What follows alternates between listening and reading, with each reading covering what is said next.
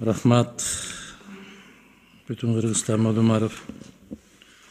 Бул келишим, Улан Бердибаевич, өзүңүз туура айтып атасыз, моралдык жактан дагы, башка жактан дагы эскирип бүткөн. Биринчиден, экинчиден, Кыргыз өкмөтү менен келишим түзүп атат, а бизге агенттиктин жетекчиси дагы эмес, агенттиктин орун басары келип турат да. Биз ушул деңгээлге түшүп кеттик да. Мен редакциялык маанисин айтпай эле коеюн. Киши түшүнбөйт муну. Силер деле түшүнбөй атасыңар өзүңөр. Бир сүйлөм айтып коеюн, курук болбосун сөзүм. Оны карап көргүлөчү. Үчүнчү берененин 3.2.3.1 пунктун карасаңар, кандай гана болбосун соттук же административдик териштирүүнүн жүрүшүндө баш тартуу дейт. Же тийиштүү укуктук жол жобону кыйла бузуу. Кыйла бузуу деген кандай деп түшүнөсүз сиз? Кыйла эмеси кандай? Ким өлчөйт анын кыйлалыгын? Адахан Кимсанбаевич, бул жерден эки тараптуу келишимде өзүңүздөргө белгилүү болгондой, бул экономикалык маселелерди карап атканда бузууларды дагы баягы сиз айтып аткандай кыйла бузуу деп айтып атпайсызбы? Бул боюнча деле биз айтып атабыз, ушу инвесторлордун укугун коргоо, аларга болсо көмөк көрсөтүү. Демек, берде мына бүгүнкү күндө практика жүзүндө да карап көрсөк, алар тараптан дагы бузуулар жок, бирок тийиштүү мыйзамдар бузулуп, биздин ички Кыргыз Республикасынын мыйзамдары бузулса, демек бул коргоо органдар тарабынан каралып чыгат. Сиздин кесибиңиз эмне? Экономист. Анда мага түшүндүрүп бериңизчи, кыйла бузуу деген эмне? Эми берде ушу котормо маселеси турат окшойт. Котормо эмес, башынан аягына чейин муну кыргыз баласы, кыргыз кызы жазган эмес муну. Мындай жазуу мүмкүн эмес. Мындай сүйлөм куралуу мүмкүн эмес кыргыз тилинде. Андан кийинкисин караңыз. Жынысы, расасы же диний көз караштары сыяктуу негизсиз себептер боюнча максаттуу басмырлоо дейт. Бул кандай түшүнөсүз сиз?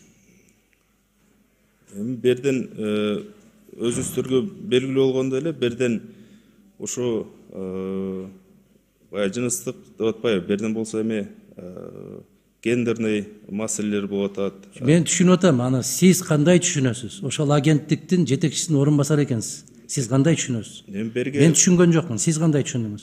Адахан Кимсанбаевич, берден болсо улутуна карабастан, анын бүгүнкү күндө тийиштүү баягы ушул кайсыл багытта ишмердин алып барганын карабастан, бул мен улуту жөнүндө айтып атам, религиясы жөнүндө айтып атам, бизге ага басым жасабай, ага ошо укуктуу жигит мындай кыл. Жардам эле берүү боюнча да. Мындай кыл. Ондай маскара кылбагыла. Кыргыз мамлекетин мынчалык маскара кылбагыла. Уят болот. Жарайт. Уят болот момундай келишимдерди көтөрүп алып чыгуу, момундай тексттерди алып келүү, ушуну колдоп бергиле деп мен башка жерин айтпай эле коеюн. Улан Бердибаевич, бул мындай текст болуш мүмкүн эмес. Мүмкүн кыргызча которгондо баягы киргиздер көтөрүп койгон окшойт десем, муну карасаңыз, эми ушул эле берененин орусчасын караңыз. Каждая сторона предоставляет на своей территории инвестициям другой стороны и инвесторам в отношении их инвестиций полную защиту и безопасность для большей точности. Тагыраак айтканда, а еще точнее скажу дегендей, да? Ушинтип да келишим түзүлөбү. Мен сунуш кылам, Улан Бердибаевич, биринчиден бул мөөнөтүнүн өтүп кеткендигине байланыштуу, экинчиден редакциялык таптакыр даярдыгы жок катарында кайрадан иштеп чыгуу керек. Биринчиден, экинчиден бул сыяктуу келишимдер эки мамлекет ортосунда түзүлөт. Ошонун ичинде баардык кепилдиктер алынат. Анан өзүнчө момундай болуп кагаз көтөрүп келбейт. Мен сунушумду добушка койсоңуз, кайта кайтарып берүү керек, кайра иштеш керек, башынан аягына чейин. Адахан Кимсанбаевич, уруксат берсеңиздер, экинчи окууга сиз көтөргөн маселелерди, сиз берген сунуштарды биз оңдоп, тактап келип, экинчи окууда биз ушул маселелерди дагы эске алып. Силер кол коюп коюпсуңар. Индия менен кол коюп койдук деп атасыңар. Кол коюп койгондон кийин силер өзгөртө албайсыңар муну. Бүтүптүр да, анда силер бир да сөзүн да өзгөртө албайсыңар силер. Бул алгачкы тили болуп англис тилинен которулган. Англис тилинде бул ушу эл аралык баягы практикада дагы колдонулуп атпайбы? Ошондуктан англис тилден сиз азыр көтөргөн, туптуура көтөрүп атасыз.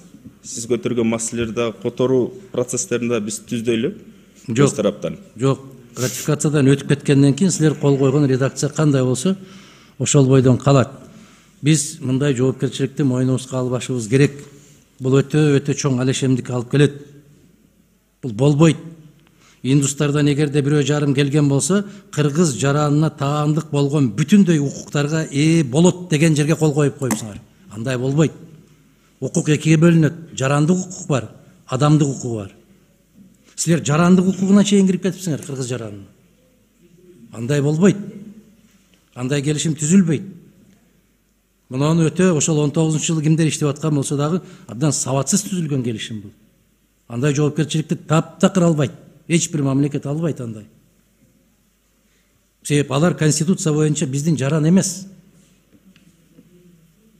А эгер конституцияга таянып келген болсок, эл аралык келишимдер, урматтуу кесиптештер, жакшы билесиздер, эл аралык келишимдердин макамы бийикке туруп калат. Туура. Туура болсо анда өзүңөр билип эле баш тартып калат. Токтотуш керек мындайды. Адахан Кимзебаевич, уруксат берсеңиз, мына азыркы учурда 33 ушул өз ара коргоо жана колдоо боюнча келишим бар. Бардык келишимдер ушул бир стандартта жазылган. Ошондуктан башка мамлекеттер менен да келишимде ушундай эле механизм менен ишке киргизилген. Мурадил мырза, биз депутаттар өзүбүз добуш берген кагазга жооп беребиз. Буга чейин кандай кылып келишим түзүп келдиңер? Кантип ратификация кылып аттыңар? Ошол ратификация кылган азаматтар жооп бериш керек. Мен өзүм үчүн жооп берип атам. 7-чи чакырылыш өзү үчүн жооп берет. Буга чейинкисин айтпаңыз. Рахмат. Рахмат.